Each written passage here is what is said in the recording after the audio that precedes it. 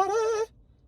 It's Scott coming at you on a rainy, unusually rainy, cloudy, crummy day right in the middle of this awesome week.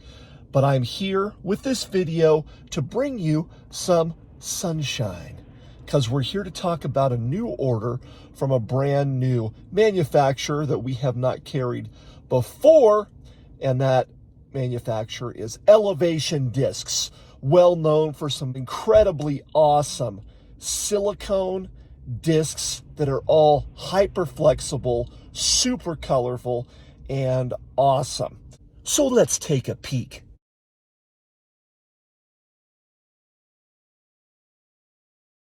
You might be saying, "Ooh, floppy putters, floppy mid-range, floppy driver. I can't throw that." I'm here to tell you that you can throw that if you get it out of your head that you're unable to do so. There's some very cool things about throwing discs of this nature. First, I'll tell you why I love them. It's actually saved me strokes in tournaments. One in particular, at De La Viega Masters Cup one year, I found one of these super floppy discs of a different brand underneath my seat that had been there for 3 years that I was looking for something else, and I found it. It was serendipitous. It was like an omen. Use this, Scott. Why would I use that? Because, hey, guess what? I showed up to a tournament never having played the course. And my adventures, my travels, the tournaments I had played up until then, I had never played that course. So why would that be of importance? Because De La Viega is famous, or I'd say infamous and notorious for nasty rollaways off of cliffs where you never get your disc back. And what this floppy disc enabled me to do was throw up shots with abandon, because as soon as it hits the ground, it's like Velcro. It just sticks. If it's on angle, it absorbs the impact and drops and stays where it's at.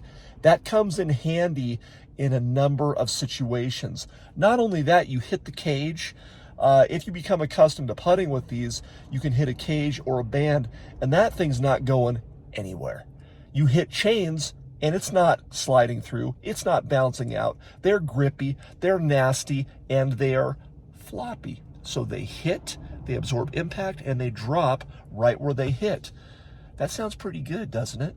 That sounds pretty good, doesn't it? Yup.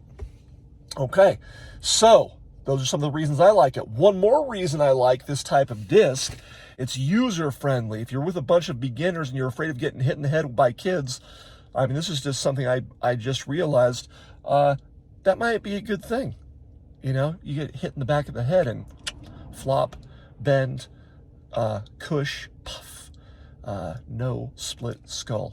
But one of the big things I really love this type of disc for is warming up for a tournament before the round, because you may or may not know this, there is no better warm-up than just playing catch with someone where it's not stress, it's not pushing yourself, it's just moving and back and forth, and you're getting in a lot of short-range, low-energy shots, but you're getting things warmed up to fire on cue correctly. And so why would the soft disc be better? Because it's not what I'm throwing in the tournament or whatever. Maybe not. But I'm not worried about that. I'm talking to you about warming up. The great thing about this is when I throw it to my friend and they throw it back to me, no one's getting their hand hurt. It's very easy on your body. We're going to start with Elevation's original putter. It is the Koi in EcoFlex plastic. The numbers on these are 34 -20. Now, this is what we're referring to. These have an incredible flex. They go back to normal. You don't have to worry that you're going to throw it so hard that somehow you're throwing and it folds over your hand or something crazy. I've heard people say crazy stuff about this, and I understand. It feels different, but at 3-4, -2-0, this is an understable putter. Might get you more float on your putts, but again, these absorb impact and stay where they're put. We've got 2 colors and some different weights to choose from, 170s and 160s in this batch of EcoFlex Koi.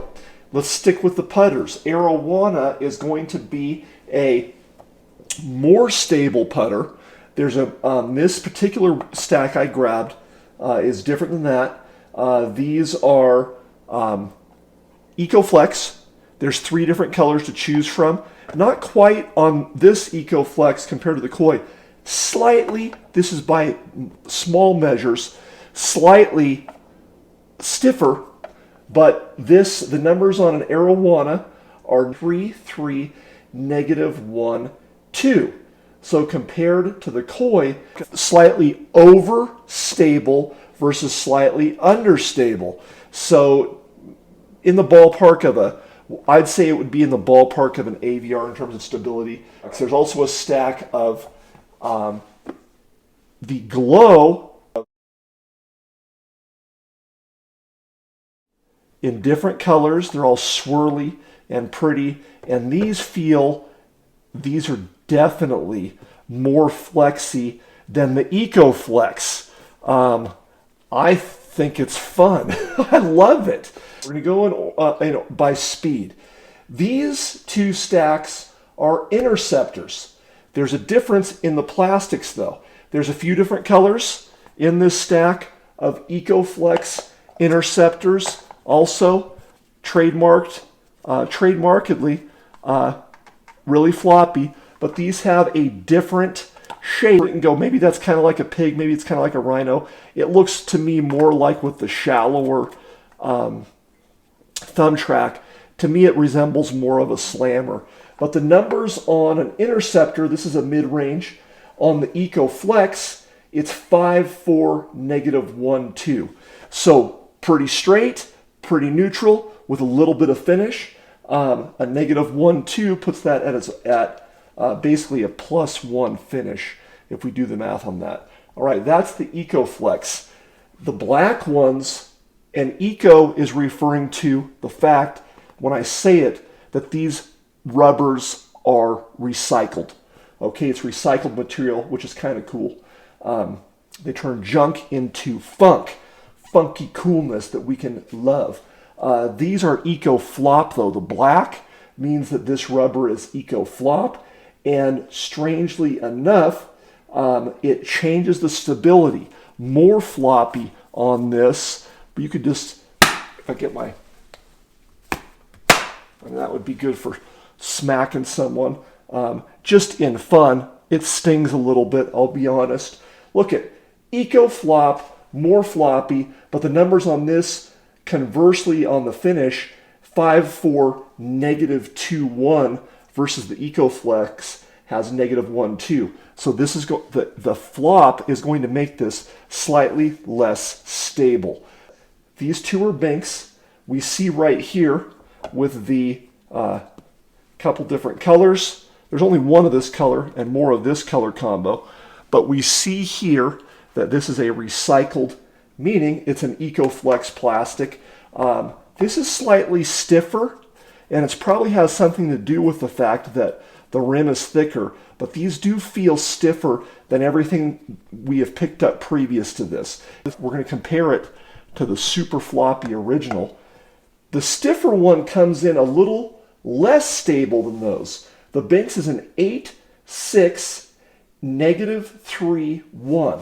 So it's a slower, very controllable disc, and at -3, 1 is going to be a little understable, making it very easy to throw. So worth checking out. Remember those numbers, 8, 6, -3, 1 on the EcoFlex. And now we have the Binks OG, which is 8, 5, -1, 1, making them more stable than the EcoFlex, but way flexier.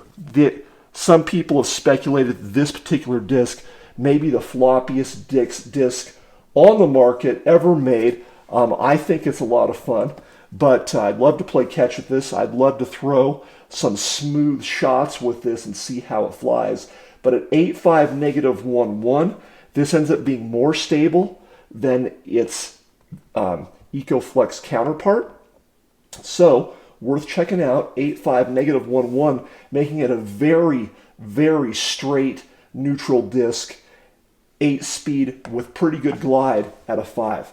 Now we're rounding out the collection with the two different plastics in the Gecko. The Gecko is a 9-speed. It's a 4 glide.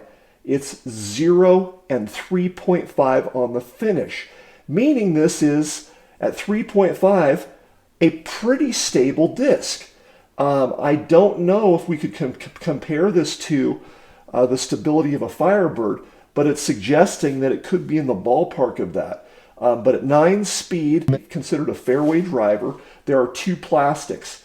There is the EcoFlex, which I'm holding in my hand, the Gecko EcoFlex, and it's a little bit stiffer, kind of like the Binks EcoFlex, little stiffer, still flexy, don't get me wrong, but compared to this one that we pick up, this stack of Geckos are the Superflex, and they're almost as crazy as that Binks OG run. There's a 172. There's some 170s and 160s in here, but really flexy. So there we have them. So anyway, I encourage you to come on down and check them out. Scott out.